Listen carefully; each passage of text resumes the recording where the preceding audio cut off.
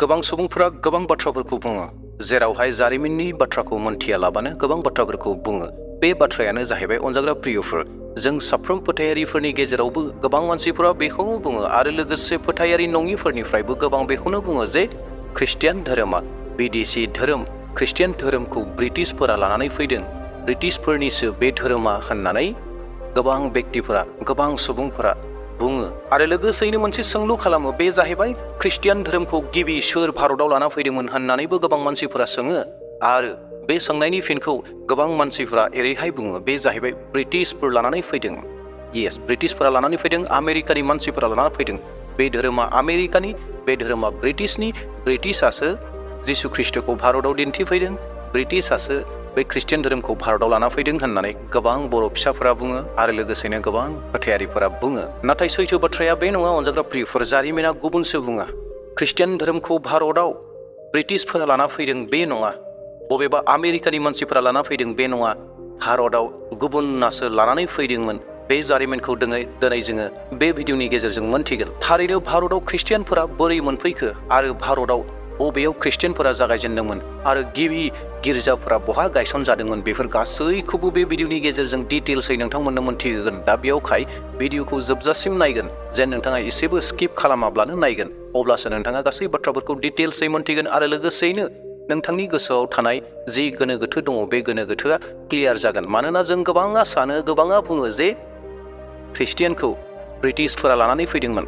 जेब्ला ब्रिटिशआ भारतखौ सासन खालामदोंमोन, बै सासन खालामनाय समावनो ब्रिटिशफोरा ख्रिस्टियानखौ लानानै फैदों होननानै गोबां मानसिफोरा बुङो आरो गोबां मानसिफोरा सानो, नाथाय जारिमिना बेखौ बुङा।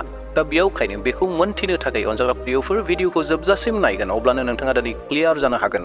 दे अब्ला प्रियफोर, समखौ आद्रि खालामाब्लानो थोंजोङैनो बाथ्रा फारसे आवगायलांनो हास्थायदों, नाथाय बिनि सिगाङावनो साफ्रोमखौबो खावलायनो हास्थायदों, सोरबा जुदि आंनि चेनेलाव गोदान फैदोंब्ला आंनि चेनेलखौ प्लिज साबस्क्राइब खालामनो लागोन, जेन इयुननि समाव नोंथाङा बेबायदि सोमोनांथाव बाथ्राफोरखौ मोनबाय थानो हायो।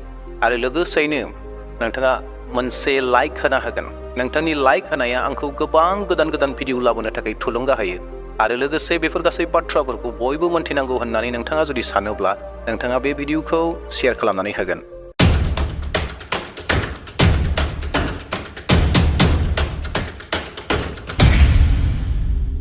प्रियफोर, जेब्ला जिसुआ सोरगो रायजोआव थांफिनसिगौमोन, जि समाव सोरगो रायजो फारसे थांनो थाखाय थामथिम जादोंमोन, बै समाव जिसु ख्रिस्ट'आ मोनसे बाथ्राखौ बुंदोंमोन जाहैबाय। बे बाथ्राखौ नोंथांमोननो फरायनानै खिन्थिना होग्रोनो हास्थायग्रोदों। थोनहरजानाय सेबालाब दाइनसिरि, नाथाय जेब्ला गोथार जिउआ नोंसोरनियाव फैगोन, अब्ला नोंसोरो बोलो मोनगोन आरो जेरुसालेम, गासै जुदा, सामारिया आरो बुहुमनि जोबनायसिम नोंसोरो आंनि साखिफोर जागोन। अनजाग्रा प्रियफोर, नोंथांमोना मोनथिगौना जिसु ख्रिस्ट'आ जेब्ला सोरगो रायजोआव थांबाय, बेनि उनाव जिसु ख्रिस्ट'जों सायख'जानाय गासै 11 सेलाफोरा जुदा हादराव गोबां जरै बोलोजों जिसु ख्रिस्ट'नि बोसोनखौ फोरमायबाय, जिसु ख्रिस्ट'नि रायजोनि बिसय बुंथिंबाय। आरो बै समावहायनो बै समाव शौल होननाय, जायखौ जों पल होननानैबो मोनथियो, बे पलाबो जिसु ख्रिस्ट'नि बोसोन होथिंग्राफोरखौ सिथारनो थाखाय थामथिम खालामबाय। जायफोरा जिसु ख्रिस्ट'नि सेलानि बुंनाय बाथ्राफोरखौ लादों, जिसु ख्रिस्ट'खौ नाजावदों, बैसोरबायदि व्यक्तिफोरखौ पला गोबां थारना होबाय, गोबाङै बुबाय, गोबाङै सिथारबाय आरो लोगोसे गोबां मानसिफोरखौ बुनो थाखाय होसोदों, मण्डलनि व्यक्तिफोरखौ थेर बेथेर खालामनो होसोदों। बेबायदि परिस्थिति बै समाव जादों आरो बै समाव माथाया थांदों इउथुपियायाव इसोरनि बोसोन होनो थाखाय। मानोना जुदा हादराव बै समाव पौला उत्पात खालामदों, पौला थारना होदों। बेनि थाखाय जिसु ख्रिस्ट'नि जि सेलाफोर दङमोन, 11 जन हिस्स'फोर दङमोन, बे 11 जन हिस्स'फोरा गोबां दाब जायगाफोराव गाहाम रादाब होनो थाखाय थांबाय। आरो थिग बेबायदिनो 11 जन जिसु ख्रिस्ट'नि हिस्स'नि गेजेराव, सेलाफोरनि गेजेराव थमास मुंनि सासे व्यक्ति दङमोन। येस, जाय थमासआ जिसु ख्रिस्ट'नि गारायाव आखाइ थुदोंमोन, बे थमासआ भारत फारसे आवगायबोबाय 52 एडियाव। थमासआ जेरुसालेमनिफ्राय भारतनि केरेलासिम दैनि गेजेरजों सफैदों। डेट मिन्स नावनि गेजेरजों सफैबाय। जेब्ला थमासआ भारतनि केरेलायाव 52 एडियाव सफैनाय लोगो लोगोनो थमासआ गाहाम रादाबखौ फोसावजेनबाय। आरो बे गाहाम रादाब फोसावनाया सोरनि गेजेराव फोसावदों? बे जाहैबाय भारतनि माखासे ब्राह्मणफोरनि गेजेराव, ब्राह्मण कास्ट मानसिफोरनि गेजेराव थमासआ जिसु ख्रिस्ट'नि गाहाम रादाबखौ फोसावबाय। जि समाव थमासआ केरेलायाव सफैदोंमोन, बै समावहाय मुङानो जाहैबाय गन्ड'फरस होननाय। आरो बे गन्ड'फरसजों थानानै केरेलायाव थमासआ गोबां खामानि मावदों आरो बे राजानि थाखायबो गोबां सोमोनांथाव खामानिफोरखौ मावनानै होदोंमोन। गोथार जिउनि सहायजों थमासआ बै समाव सोमोनांथाव खामानिफोरखौबो गोबां मावनानै दिन्थिदोंमोन आरो गोबां मानसिफोरखौ बेरामिफोरनिफ्राय सोखानानै होदोंमोन। बेबायदिनो थमासआ केरेलायाव गासै 7टा खावसे गिर्जाखौ गायसनदोंमोन। डेट मिन्स मण्डलि बानायदोंमोन, जायफोरनि मुङानो जाहैबाय कंदुगुलुर, पलियुर, पारुवुर, कक्कमंगलम, निरनम, चायल, कोलम आरो बेनि उनाव खावसे गिर्जा, बे जाहैबाय आधा चार्च कुटकावु होननाय मोनसे गिर्जा। खावसे डेट मिन्स 7टाखौ थमासआ कमप्लिटलि गायसनदों, बानायदों, नाथाय मोनसेया जाहैबाय आधा जानानै थाबाय। दा बेवहाय खावसे आधा होननानैबो बुंनाय जायो। थमासआ केरेलायाव 9निफ्राय 10 बोसोरनि गेजेरसिम थादों होननानै जारिमिना बुङो। बेनि उनाव बियो बे जायगाखौ नागारनानै तामिलनाडु फारसे आवगायलांबाय आरो थमासआ तामिलनाडुआव सहैनानै माइलापुर होननाय जायगायाव मिशननि खामानिखौ जागायजेनहैदों। दानि समाव बे माइलापुरा चेन्नाइनि मोनसे जायगा जानानै थाबाय, चेन्नाइआवसो दङ। गोदोबा तामिलनाडुआवमोन, नाथाय दायोबा बे माइलापुरा चेन्नाइआवसो दङ।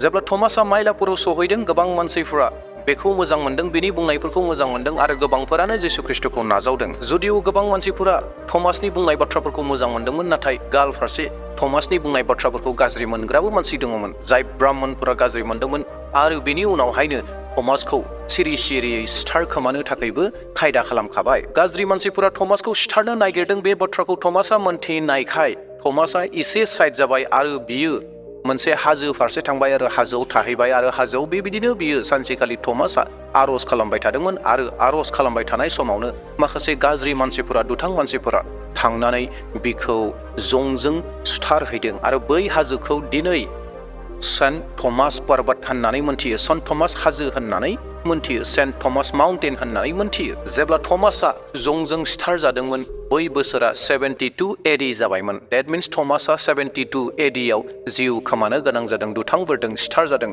बेनि उनाव जि हाजोआव थमासखौ सिथारदोंमोन, बै थमास सिथारनाय जायगा आरो हाजो, बेयावनो मोनसे गिर्जा बानायनायसै, जाय गिर्जानि मुंखौ सेन्ट थमास बेसिलिका होननानै मोनथिजायो। बे गिर्जा न'आ दासिमबो दङ आरो बेयावहाय गोबां मानसिफोरा बेखौ नायनोबो थाङो। बेनि उनाव आरो जोङो नुनो मोनबाय भारताव गोबां जायगाफोरावनो मण्डलिफोरा गायसनजाबाय। अनजाग्रा प्रियफोर, अनजाग्रा आंनि भिडिअखौ नायगिरिफोर, अब्ला जोङो दिनै बे भिडिअनि गेजेरजों माखौ मोनथिगो? बेयाव ब्रिटिशनि मुं फैदों ने? ब्रिटिशआ बेनि गोबां उनावसो फैदों। प्रियफोर, भारताव गिबि ख्रिस्टियाननि बाथ्रा, जिसु ख्रिस्टनि बाथ्राखौ लाना फैनाया सोरबा ब्रिटिश नङा, सोरबा आमेरिकाना नङा, बे जाहैबाय जिसु ख्रिस्टजों सायख'जानाय खुद थमास। जिसु ख्रिस्टजों सायख'जानाय, जिसु ख्रिस्टजों लोगोसे थानो मोननाय, जिसु ख्रिस्टजों लोगोसे सोलोंनो मोननाय बे थमास, जिसु ख्रिस्टनि हिस्स', जायआ भारताव फैदोंमोन आरो भारताव फैनानै जिसु ख्रिस्टनि बाथ्राफोरखौ बुंफैदों आरो बियो गासै केरेलायाव 7टा गिर्जाखौ गायसनफैदों। बेनि उनाव तामिलनाडुआव थांदों आरो गोबां खामानिफोरखौ मावदों, गोबां जायगाफोराव इसोरनि बाथ्राफोरखौ बुंथिंदोंमोन। जोंनि भारताव ख्रिस्टियाननि सिनायथि मोननाया, जिसु ख्रिस्टखौ सिनायथि मोनहोफैनाया थमासआसो जोंखौ सिनायथि मोनहोफैदों। थमासआ 52 ADआव फैदों आरो 72आव जिउ खोमादों। बेसांखिनि प्राय 20 years बियो जोंनि भारताव थानानै खामानि मावबाय, गिर्जाफोरखौ गायसनबाय, जिसु ख्रिस्टखौ सिनायथि होबाय, बासायजानायनि बाथ्राखौ मोनथिहोबाय। प्रियफोर, दा बेवहाय दिनैनि ओंथिया बेसोमोन, आंनि भिडिअ लाबोनायनि ओंथिया दि गोबां फोथायारिफोर, गोबां सुबुंफोर, गोबां बर' फिसाफोरा बेखौ बुजियो जे भारताव ख्रिस्टियानखौ ब्रिटिशफोरा लाना फैदोंमोन होननानै गोबां मानसिफोरा बुङो। बेयो कमप्लिटलि रं, बेयो गोरोन्थि। भारताव गिबियाव ख्रिस्टियानखौ लाना फैदोंमोन, जिसुखौ लाना फैदोंमोन, जिसुखौ दिन्थिफैदोंमोन, बे जाहैबाय थमास। जाय थमासआ जिसु ख्रिस्टजों लोगोसे थादोंमोन, बे थमासआ 52 ADआवनो भारताव फैनानै जिसु ख्रिस्टखौ सिनायथि होफैदोंमोन जे बियो सैथो इसोर होननानै। अनजाग्रा प्रियफोर, आसा खालामदों नोंथांमोना बे भिडिअखौ नायनायनि गेजेरजों एसेब्लाबो आइडियाखौ मोनबाय। हयथ' नोंथाङाबो बेबायदि सानना थायोमोन जे जोंनि धोरोमखौ, जिसु ख्रिस्टखौ जोंखौ नुहोनाया ब्रिटिशफोरा नुहोदों, आमेरिकानि मानसिफोरा नुहोदों होननानै सोरबाया सानदोंमोन जानांगौ। बावनानै थादों थमासनि बाथ्राखौ, थमासनि जारिमिनखौ बावनानै थादों।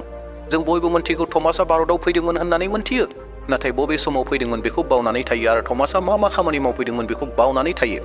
जों ब्रिटिशनि बाथ्राखौ बुंनो नागिरगोन, आमेरिकानि बाथ्रा बुंनो नागिरदों। न' अनजाग्रा प्रियफोर, ब्रिटिशनि, आमेरिकानि नङा, जिसु ख्रिस्टखौ थमासआ जोंनो दिन्थिफैदोंमोन। प्रियफोर बे जारिमिनखौ गोसोआव लागोन। सोरबाया जुदि बुङोब्ला ब्रिटिशफोरासो लाना फैदों होननानै बुङोब्ला नोंथाङा जेन बुंनो हायो ब्रिटिश नङा, थमासआनो, जाय थमासआ जिसु ख्रिस्ट'जों लोगोसे थादोंमोन, बे थमासआनो भारताव फैनानै जिसु ख्रिस्ट'नि बिसय बुंफैदों, बासायजानायनि बिसय बुंफैदों, जिसु ख्रिस्ट'आ जे इसोर बे बाथ्राखौ बुंफैदोंमोन होननानै जों जेन बुंनो हायो। दे अब्ला प्रियफोर, नोंथांमोना बे भिडिअखौ नायनानै मोनसे आइडियाखौ मोनबाय, जारिमिननि बाथ्राखौ मोन्थिनो हाबाय आरो नोंथाङाबो गुबुननो फोरोंनो हासिगोन। दे प्रेज द लर्ड, इयुननि समाव मोनसे गोदान भिडिअ लाना फैफिनबावसिगोन। दिनैनि थाखाय बेसेयावनो दोनथ'बाय। प्रेज द लर्ड, हालेलुया, बयहाबो सुख सान्ति जाथोंसै। Thank you, amen.